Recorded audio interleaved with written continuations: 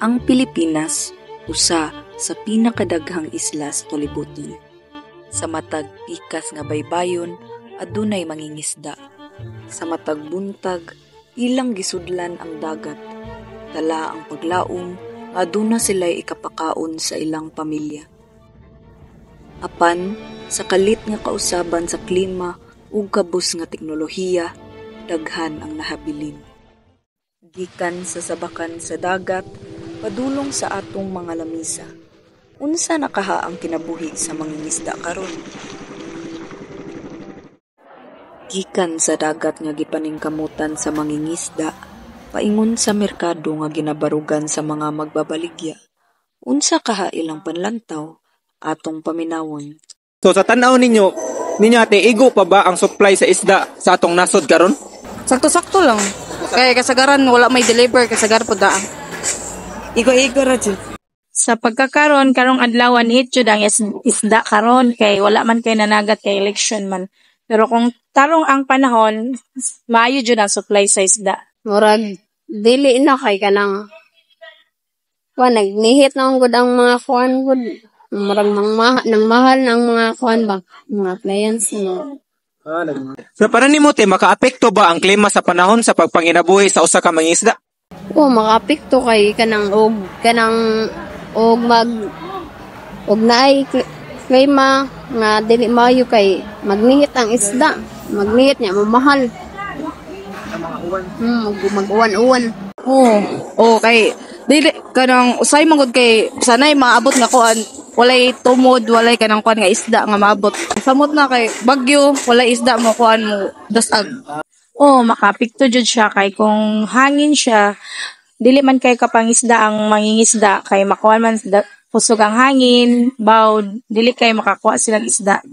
Sa tanaw nimo te, importante bang suportahan sa lokal na government ang mga mangingisda ilabi na sa mga gamit nga angay nilang gamiton para makapangisda? Kailangan jud suportan kay naman tay mangingisda na wala kayo kaya pagpalit sa mga kagamitan sa pagpanagat sama sa dagko nga mga bangka. Kailangan man na nila mo lang ang uban na mangingisda, kailangan jud suportaan para makakuha sila tarong og dagko nga isda. Importante gyud kay labaw na sa kanang mga walay kuan ba. Walay mga singananay kanang mapalit na. Importante gyud siya kay. Kay need jud na siya kay samot na sa kanang ang uban kuwangan sa mga gamit niya. Need pod nila kanang sana mga appliances para magamit pud pagkuha sa mga isda. Sa mga tubag nga atong nadungog, usa ang kasamtangan tinuod, ang kadagatan nga atong gisaligat, nag-atubang og krisis.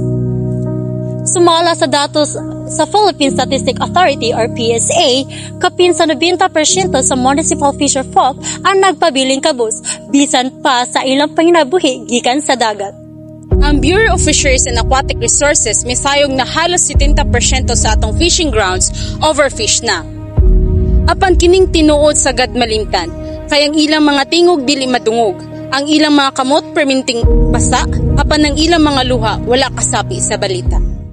Karon atong hinabiyon usa ka mananagat diri sa Olango Island para atong pangutan-on iyang mga paagi sa pagpanagat ug kung unsang epekto sa klima sa iyang pagpanagat. Tara, aton nang sugdan. Kumusta naman ka, sir? Maayo man. Sige. So akong pangutan na una, pila naman ka katuig sa imong pagpanagat o unsay nabantayan nimo sa imong mga nakuha na isda sa una o karon? Akong pagpanagat para dukay na kung napagat. Siklik na sa katuig. Ang kausapan sa dagat, karon panahon na lahi. Ito, dikit na karon panahon na. So sa una nimong kuha kay daghan, karon kay gamay na lang. Ningit naman lang. Kaduhang pangutan na, sir. Unsa na mga kagamitan nimong ginagamit sa pagpanagat sa una? Naabay kalahiyan sa imong karon. Isa po sa una nagamit ba kanang mamukserap kasi mong pagpanagat karon kay nagamit na makaw pagkakiyas sa pagpanagat. Ang gamit niya ito, pampong may makina. At karon may makina kaya po. Aside ana, sir, wala na kailangan gamit. Ang gamit sa pagpanagat, popot. Karon, sir. Kaya ito, popot. So sa una hadot karon wala ra jud kausaban sa pagpanagat. Wa ang panguha ra puka na isda no iniin karon. Kanihan to kan kuha. Karon dihit na. Nakadungog na ba ka sir sa pagpanagat pwede makagamit yung mga modernong teknolohiya? Ngamong gamit lang kanang mga pangisya. Opo, darang kalbo. Kanang compressor sila gamit ka na. Wala. So more on kuan jud ka sir, more on traditional jud ka na paagi sir aside sa pagpinangana. Kung mao ra yung gigamit na teknolohiya kanang magamit ng makina. Oh, Yan, kina ra niyo tuwapon na. Dami tanang. Dili naman kay nauso diri sir no sa isla sir no kanang mga gamit ko mga teknolohiya sir. Last na pangutana sir, sa imong pagpanagat, unsa nabantayan nimo sa klima? O unsa epekto niini sa imong pagpanagat o pagkuha sa mga isda? Ang gipatayan ako nung may itikto at kainit pero laki sa ito.